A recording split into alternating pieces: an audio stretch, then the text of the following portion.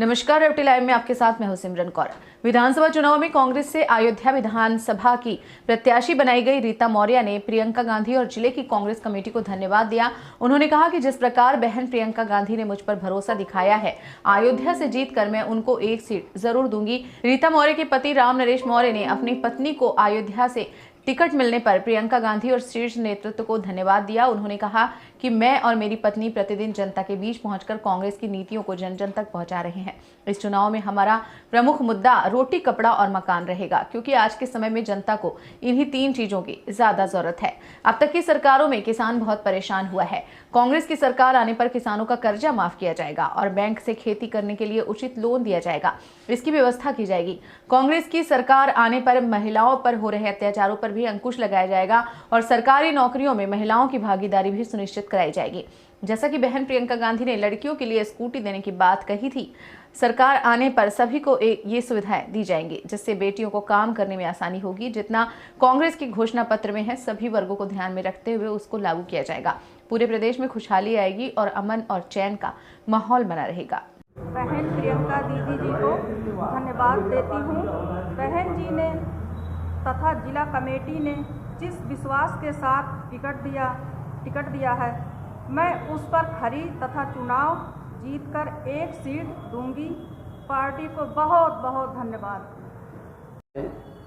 अयोध्या विधानसभा 275 से चुनाव रीता मौर्य हमारी पत्नी लड़ रही हैं।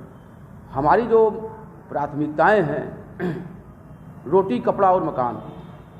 आज लोगों को, जनता में, समाज को, महिलाओं को रोटी, कपड़ा और मकान की आवश्यकता है, जिसमें अच्छी शिक्षा दी जाए। और किसानों के लिए, जो किसान आज तंग हैं, परेशान हैं, उनको कर्ज माफ़ी के तौर पर अगर उनका आर्थिक दशा खराब है तो उनको जो है सुविधाएं दी जाए, बैंक से लोन दिया जाए, उनकी स्थिति को सुधारा जाए। और महिलाओं के लिए जो सुरक्षा है, आज महिलाओं के साथ जुल्म अत्याचार हो रहे हैं, इसके लिए हमारी सरकार आएगी तो इस पर अंकुश लगाया जाएगा। बहन प्रियंका गांधी जी का निर्देश है कि महिलाओं को सुरक्षा दी जाए, उनको व्यवसाय दी जाएगी, बैंक से उनको 1% ब्याज पर लोन दिया जाएगा। उनकी छोटी कुटीर उद्योग लगा करके महिलाएं अपना विकास करेंगी। और यही नहीं, किसानों का कर्जा माफ़ होगा, बिजली बिल हाफ होगा, और बेटियों के लिए स्कूटी, स्मार्टफोन की सुविधाएं दी जाएंगी। ऐसे ही ढेर सारी सुविधाएं हैं, योजनाएं हैं कांग्रेस पार्टी की। हम लोग उसको लागू करेंगे। यही हमारी चुनावी एजेंडा है। हमारी यही अपील है कि जनता हमारे घोषणा पत्र को देखे। हमारे घोषणा पत्र, बहन जी का जो घोषणा पत्र लागू हुआ है, उसको पढ़े ध्यान से और उसको अमल करे।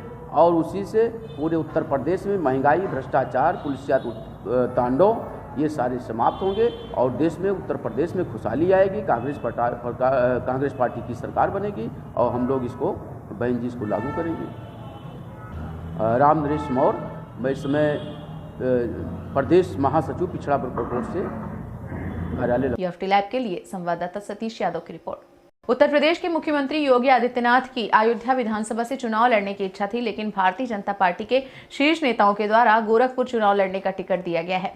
इस मामले को लेकर दिगंबर अखाड़ा के महंत सुरेश दास ने योगी आदित्यनाथ की मंशा को लेकर बड़ा बयान दिया है। उनके मुताबिक सीएम योगी का दावा है कि वे कहीं पर भी विधायक रहेंगे, लेकिन अयोध्या के विकास की गति को नहीं रुकने देंगे। अयोध्या के विकास को देखते हुए आम नागरिक ही नहीं, अयोध्या के साधु संत भी अपने उम्मीदवार के रूप में मुख्यमंत्री योगी आदित्यनाथ को चाहते थे, लेकिन सिर्फ नेताओं के इस फैसले के बाद संतों में निराशा है। अभिलाष को लेकर दिगंबर अखाड़ा के महंत सुरेश दास ने संत समाज की इच्छा को प्रकट किया है। उनका कहना है कि मुख्यमंत्री योगी का टिकट शीर्ष नेतृत्व में गोरखपुर से फाइनल किया है, जबकि मुख्यमंत्री की इच्छा थी कि वो अयोध्या से चुनाव लड़े, लेकिन बीजेपी के शीर्ष नेतृत्व नहीं चाहते थे कि वे अयोध्या से चुनाव लड़ें।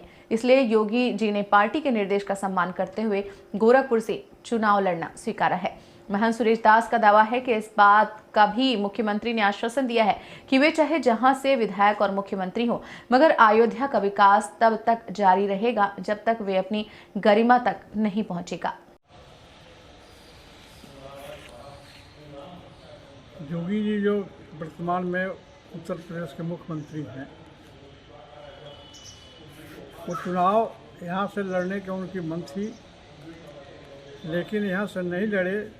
हमने पूछा यहाँ से क्यों नहीं लड़े, तो उन्होंने कहा कि पार्टी कही कि आप वहाँ से नहीं लड़िए, आप गोरखपुर से लड़िए। तो हमको तो पार्टी के बात को मानना है। बाकी अयोध्या के विकास में किसी प्रकार की कोई कमी नहीं होगी, चाहे हम गोरखपुर से लड़े, चाहे लखनऊ से लड़े, चाहे कहीं से लड़े, अयोध्या का विकास पूर्ण रूपेण से होगा। जो आज तक जितने भी सरकार रही है, अयोध्या उपेक्षित रहा, लेकिन मैं विश्वास करता हूँ अयोध्या के ऊपर। हमारा अयोध्या से 3 पुरुष से संबंध है, इसलिए अयोध्या का विकास पूरे भारत का विकास है, पूरे उत्तर प्रदेश का विकास है।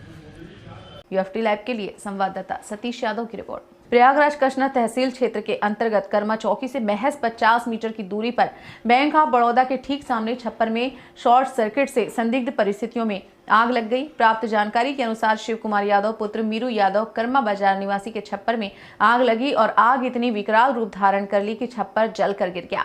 छप्पर के अंदर बंधे जानवरों के ऊपर गिर गया। आग देख मौजूद लोगों ने आनन फानन में आग बुझाने व जानवरों को खोलने लगे, लेकिन एक भैंस उसी आग की चपेट में आ गई और वह बहुत ही ज्यादा जल गई।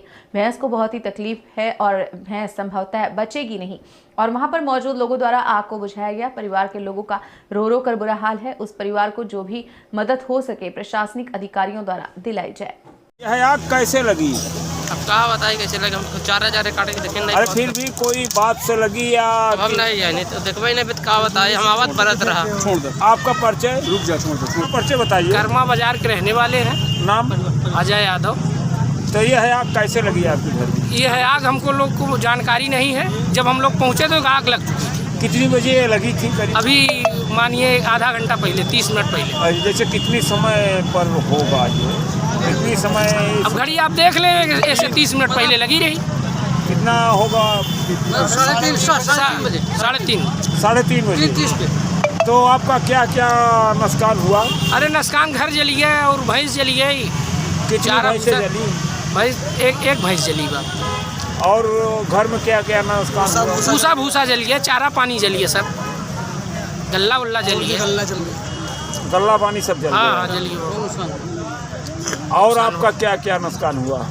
अब इतना जानकारी भैया और ज़्यादा नहीं नुकसान। और ज़्यादा जानकारी? हाँ, जो घरे में नुकसान हुआ मौके पे सब दिखा दो। ठीक। Bureau report UFT live.